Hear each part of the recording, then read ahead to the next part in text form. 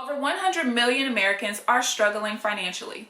You can get to a point where you are 100% on track with your finances, and then boom, here comes a huge expense that you should have planned for, but you didn't. So what's the remedy? How do we plan for these things? 2 words: sinking funds. And if you want to know what sinking funds are, how do you use them, how you set them up, and how they can prevent financial suicide, stay tuned.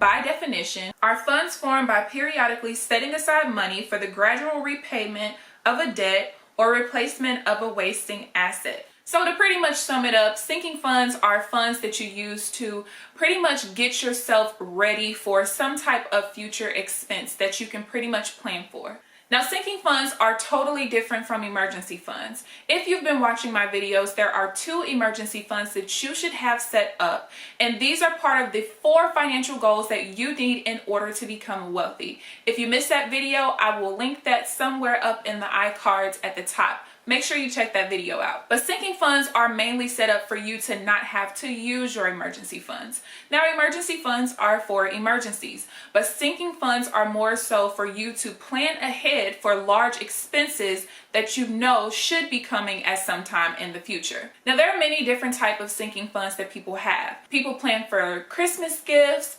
birthday gifts, vacations, medical expenses, car expenses, if they plan to buy a new car in the future, down payments for homes, property taxes, income taxes. There's a whole bunch of different ones that you can come up with. And in this video, I'm going to show you my personal sinking funds that I'll be setting up this month and how I will allot for them on a monthly basis. Now, before I get started, let me explain to you that I got this idea from binge watching a whole bunch of Dave Ramsey's videos and people who follow his methods. Now, I do not follow Dave Ramsey's methods. There are a couple of things that I don't necessarily like about his methods and his budgeting. If you guys follow me on any social media, or if you've ever been on my debt elimination webinar, you guys know I absolutely hate budgets. I do not follow a budget whatsoever, but I do have a specific financial plan that allows me to put a certain amount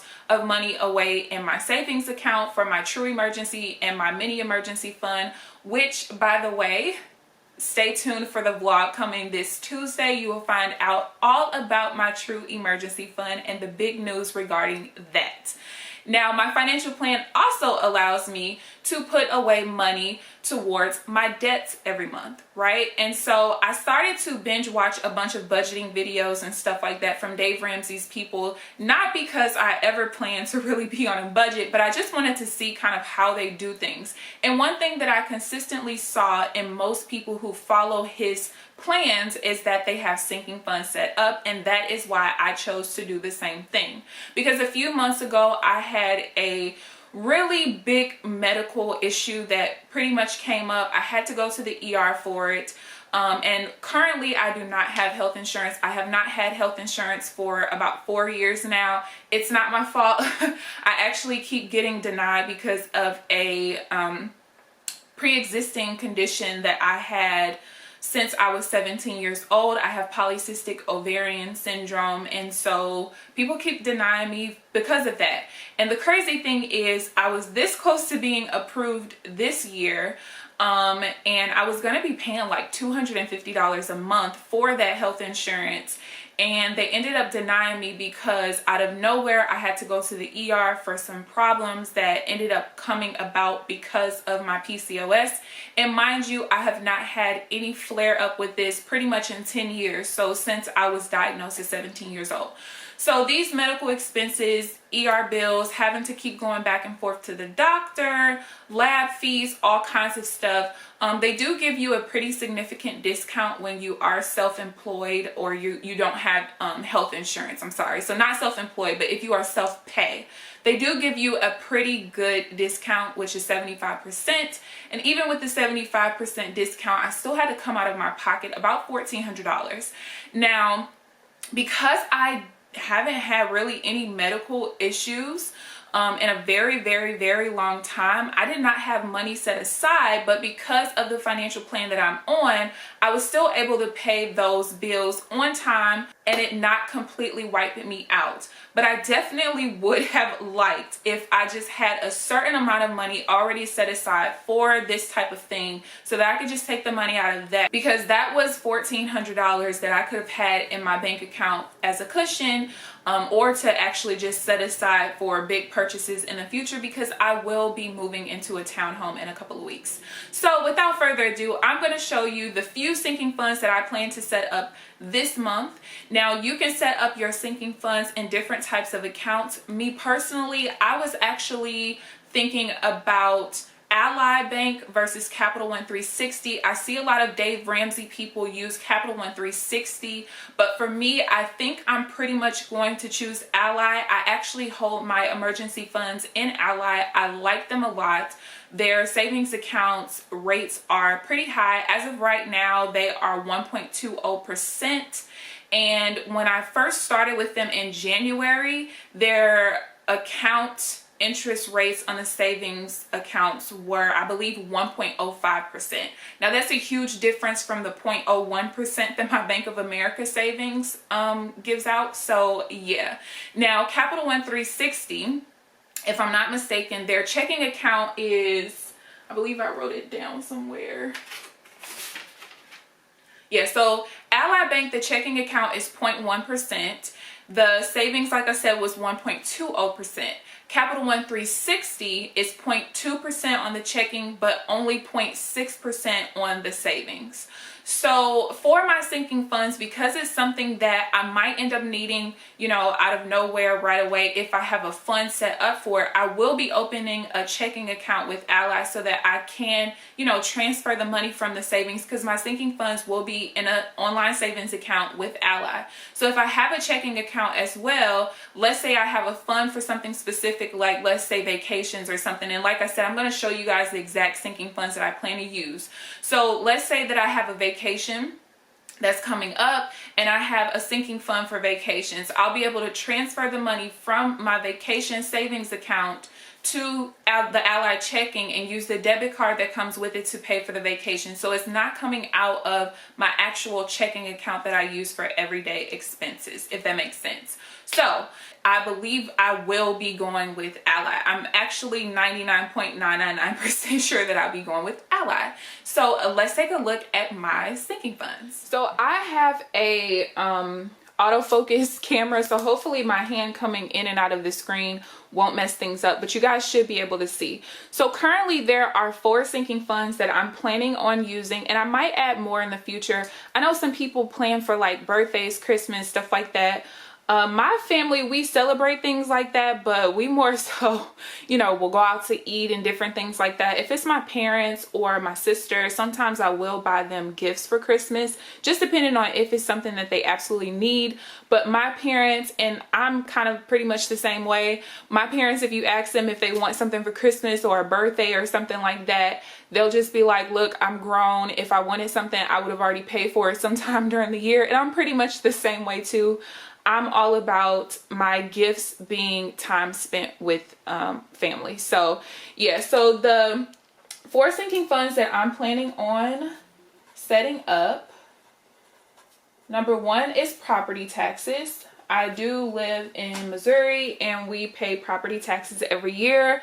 This past year was the first year that I had to pay property taxes because I've been living out of town for so many years. And I was pretty upset that the property taxes were so much. This past year, it was $367 for my car, which I thought was pretty steep. Like, I'm basically paying $400 a year to drive my car on top of, you know, car insurance, gas, and my car note. So I thought that was crazy. Now, like I said, it was $367 this past year. So what I plan to do is create a sinking fund for $400. And so, of course, with us being pretty close to the end of the year, I'm not going to be able to, well, actually, the way my income is set up, I could save for this, and I will start saving for it, but by the time we start paying our property taxes towards the end of the year, I probably won't have this completely funded, and it's okay. So the next one that I'm going to do is income taxes. As most of you know, I am self-employed. I've been self-employed full-time for 4 years now, so I don't pay income taxes throughout the year. One of my debts that I've paid off over the last 9 months was about, I think I had about $3,200 in back taxes that were owed from 2014 and 2015.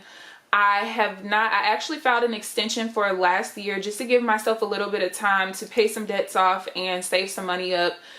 So my tax preparer should be pushing my taxes through in October, and he told me it's going to be about $1,800 to $2,000 that I'll need to pay. So yeah, pretty soon I'll probably start doing my income taxes on a quarterly basis. I don't know if I'm going to do it this coming year or what. But for right now, I'll still be doing it on a yearly basis. Now, I've never paid more than $2,000 in income taxes at the end of the year. But what I am going to do, I'm going to allot $2,500 just in case. And with me moving out and getting my townhouse in a couple of weeks, that means for 2018, my taxes will be a lot less that I owe because I'll be able to write off a portion of my rent, utilities, and different things like that. So for the last 2 years, the only tax breaks that I've pretty much been able to have is like travel and business expenses and stuff like that. So yeah, $2,500 for income taxes. The next one I'm going to do is medical.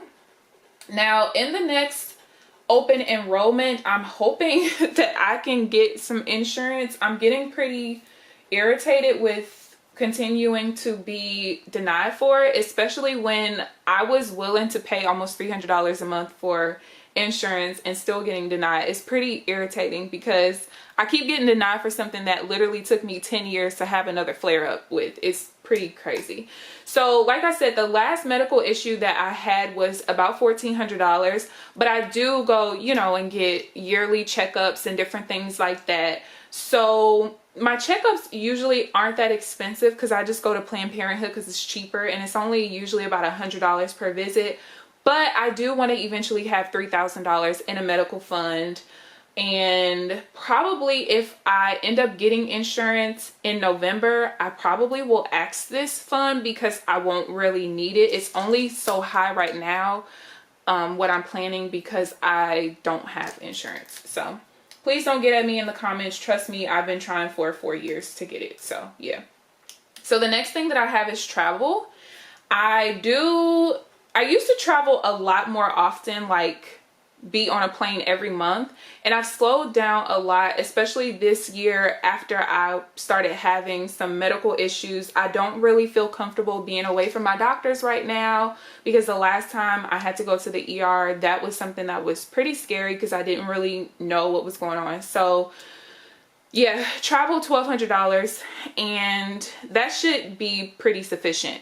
So the way that you want to do everything after you figure out what sinking funds you want and how much you want to be in there, the best thing for you to do is divide the numbers by 12 so that you know on average pretty much how much you want to be able to allot towards these on a monthly basis. So for my property taxes, that'll be about $33.50 per month. That goes into that account.